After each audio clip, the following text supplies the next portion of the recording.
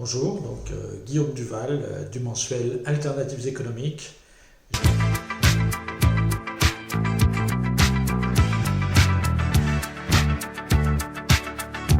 La chute du mur a évidemment contribué à mettre l'Allemagne au centre d'une Europe élargie.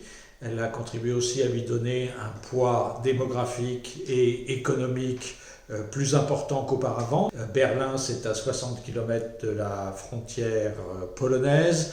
Bonn, c'était à une centaine de kilomètres de la frontière française.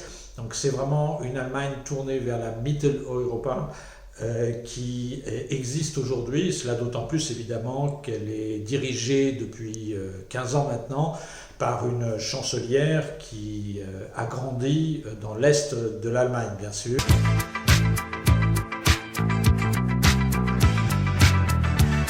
Les conseils d'administration sont composés en Allemagne pour moitié de représentants des salariés et pour moitié de représentants des actionnaires.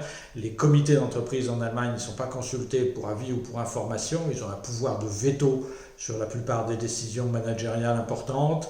La principale spécificité de l'Allemagne et ce qui fait la solidité de son industrie en particulier, c'est la persistance d'une industrie des biens d'équipement, des machines.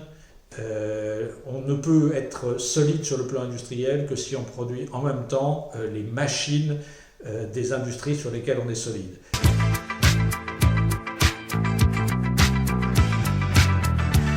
C'est un système qui repose pour l'essentiel sur les conventions collectives signées entre des syndicats puissants et un patronat puissant.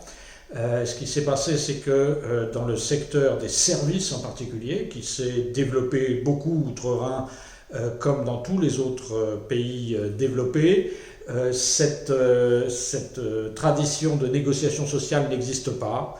Donc il s'est développé tout un secteur qui n'était pas couvert par des conventions collectives, un secteur qui était notamment occupé par beaucoup de salariés femmes. C'est une autre des spécificités de la dernière période. Et dans ce contexte-là, ce qui n'est pas couvert par des conventions collectives, c'est le Far West.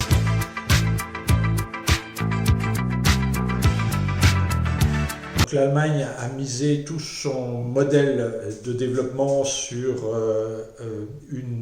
un excédent extérieur structurel, un excédent extérieur qui est très important aujourd'hui, qui est de l'ordre de 8% de son PIB, c'est considérable. C'est un excédent que l'Allemagne n'a pas toujours eu. Elle a en particulier eu des comptes extérieurs équilibrés durant toutes les années 90 suite à la réunification allemande.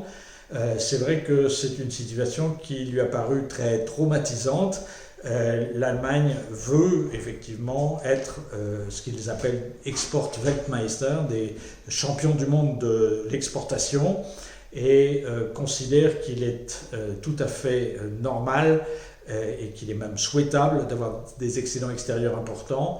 Quand on y réfléchit, c'est une idée parfaitement stupide, puisque ça consiste à vivre constamment en dessous de ses moyens, à ne pas dépenser l'argent qu'on économise, donc on exporte plus qu'on ne consomme, donc on dégage beaucoup d'épargne, et au lieu d'utiliser cette épargne pour investir dans le pays, investir dans les infrastructures collectives, investir dans la lutte contre la pauvreté, investir dans la transition énergétique, investir dans l'éducation, etc.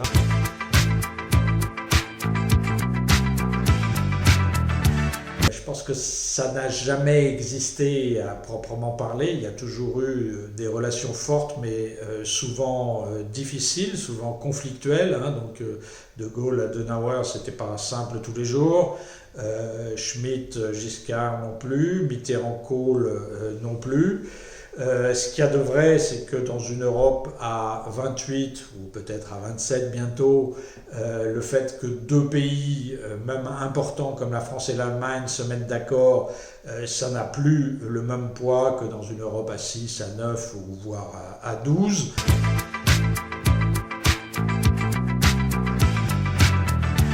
Ça n'a absolument pas, contrairement à ce qu'on dit souvent en France, conduit en tout cas durablement à une hausse de l'usage des énergies fossiles.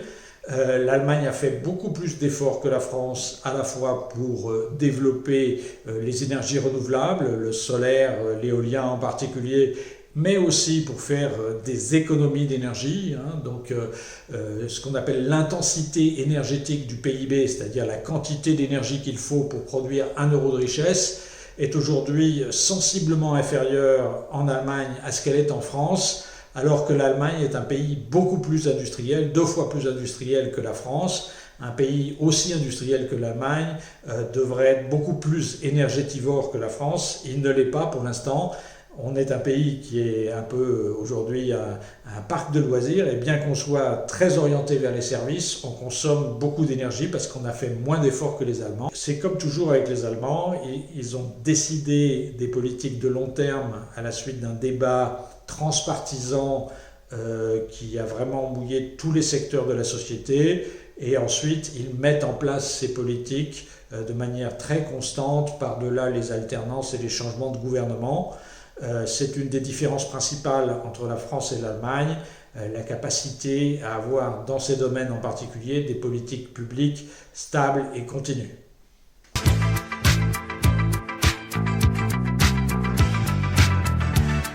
On a assisté depuis en particulier le début des années 2000 via les réformes Schröder au développement massif du travail à temps très partiel des femmes sur le marché du travail allemand. Donc l'écart de temps de travail moyen entre les hommes et les femmes est de 4 heures en France chaque semaine. Il est plutôt de 9 heures en Allemagne, le double. Et cet écart s'est beaucoup creusé depuis les années 80 parce que c'est surtout à travers le travail à temps partiel des femmes que la participation des femmes au marché du travail s'est accrue. Et Guillaume II, qui disait au début du XXe siècle, la place des femmes dans la société allemande, c'est Kinder, Küche, Kirche, donc les enfants, la cuisine, l'église. Si vous demandiez à Adenauer au début des années 60 ce qu'il en pensait, c'était pas très différent. Aujourd'hui, ça a bien changé, mais du fait qu'ils viennent de cette histoire-là, ça a changé malgré tout dans des modalités qui sont très inégalitaires.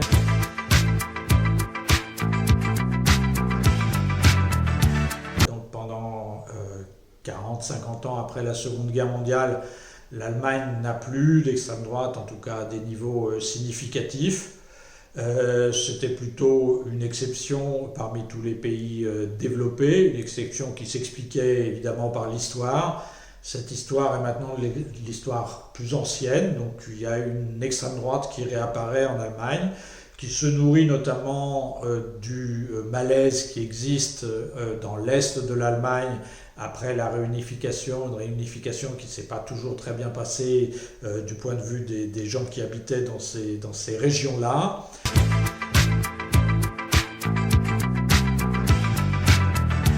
Pour l'instant, ce qu'on voit, c'est qu'elle réagit plutôt bien, c'est-à-dire qu'elle réagit pour l'instant en remettant en cause les dogmes qu'elle s'était imposés à elle-même avant de les imposer à l'ensemble de l'Europe. Donc il y a des voies. Donc l'Allemagne avait introduit en 2009 dans sa constitution ce qu'on appelle une Schuldenbremse, donc un frein à la dette, donc une interdiction constitutionnelle de s'endetter de plus de 0,35% du PIB chaque année. Donc c'est un frein considérable à toute politique budgétaire un peu dynamique. Et elle mène depuis 2014 une politique budgétaire dite de Schwarze Null, donc de recherche d'un excédent budgétaire permanent. Donc c'est une politique qui aujourd'hui est très attaquée. D'une part parce que les Allemands en mesurent les dégâts, à la fois ce qu'on a déjà évoqué en termes de pauvreté, d'inégalité, du fait qu'ils n'ont pas fait grand-chose pour lutter contre ça. Il y a en particulier une des raisons pour lesquelles il y a plus de pauvres en Allemagne qu'en France, c'est notamment qu'il y a 3 fois plus de retraités pauvres qu'en France. Donc c'est un problème qui est très important avec une société vieillissante. Donc ils mesurent cela, ils mesurent que leurs infrastructures sont dans très mauvais état, les réseaux de transport ferroviaire marchent encore plus mal qu'en France, il y a encore plus d'accidents, de retards, etc. Les réseaux routiers sont en mauvais état, un certain nombre de ponts sont menacés de s'écrouler et ça handicape sérieusement l'activité économique. Le problème, c'est que ça reste très lent et très limité.